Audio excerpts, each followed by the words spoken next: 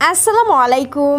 Update খবর প্রবাসের পক্ষ থেকে আপনাদের সকলকে জানাই আন্তরিক অভিনন্দন ও শুভেচ্ছা। এই ভিডিওটির মাধ্যমে জানিয়ে দেব কুয়েতে বসবাসরত প্রবাসীদের জন্য অত্যন্ত গুরুত্বপূর্ণ কয়েকটি আপডেট নিউজ সম্পর্কে। তাই বিস্তারিত জানতে সম্পূর্ণ ভিডিওটি না টেনে দেখার অনুরোধ করছি। আর আপনি যদি আমার চ্যানেলে নতুন হয়ে থাকেন তাহলে চ্যানেলটি সাবস্ক্রাইব করে পাশে থাকা বেল আইকনটি বাজিয়ে রাখুন। শুরুতেই জানিয়ে দিচ্ছি, ইতিহাসে প্রথমবার 5 মিলিয়নের দৌড়পাল্লায় কুয়েতের জনসংখ্যা। কুয়েত এখন 5 মিলিয়ন মানুষেরও বেশি মানুষের বাসস্থান।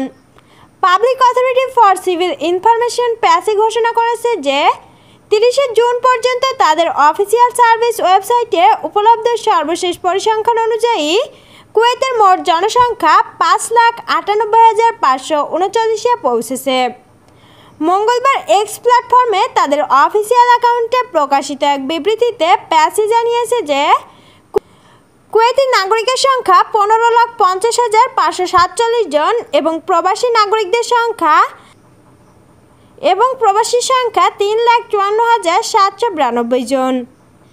অন্যদিকে কুয়েতের আইন কানুন প্রতিনিয়ত দ্রুত বদলায়, আর প্রবাসীরা সেই পরিবর্তনের সাথে খাপ খাইয়ে চলার নিরন্তর চেষ্টা ছাড়া কিছুই করার নেই।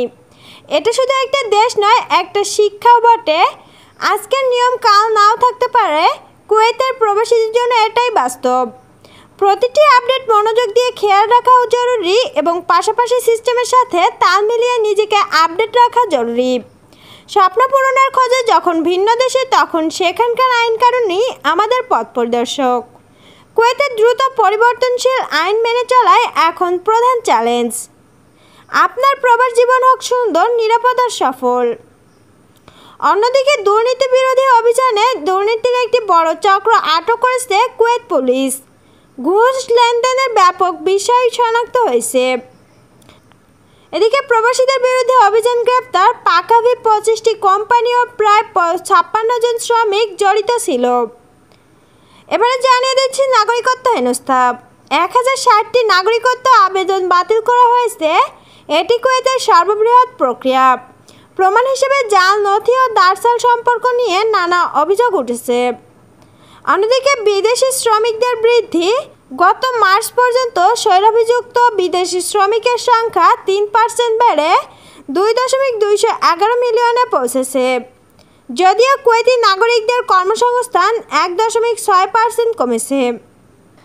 এবারে জানিয়ে দিচ্ছি, ভারত ও কুয়েতের মধ্যে বিমান আসন বরাদ্দ 12,000 থেকে বাড়িয়ে 18,000 করে দেওয়া হয়েছে। এটি 18 বছরের প্রথম উল্লেখযোগ্য উন্নয়ন।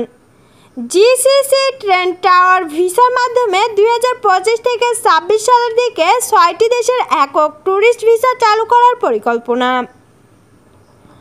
অন্যদিকে সৌরশক্তিতে অগ্রগতি, সোলার উইক কুয়েত 2025 সম্মেলনের সফল সমাপ্তি। কুয়েতের সৌরশক্তিতে নতুন যুগের সূচনা হয়েছে। 2035 পরিকল্পিতার আওতায় রিনিউয়েবল এনার্জি বাস্তবায়ন গুরুত্বপূর্ণ অগ্রগতি নজরে। এবারে জানিয়ে দিচ্ছে পানি ব্যবস্থাপনা। কুয়েতের কোনো নদী বা প্রাকৃতিক জলাভূমি নেই। সম্পূর্ণ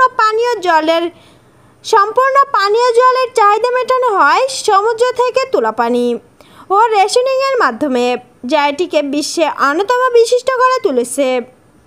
সম্মানিত ভিউয়ার্স, এই ছিল আপডেট খবর প্রবাসের সর্বশেষ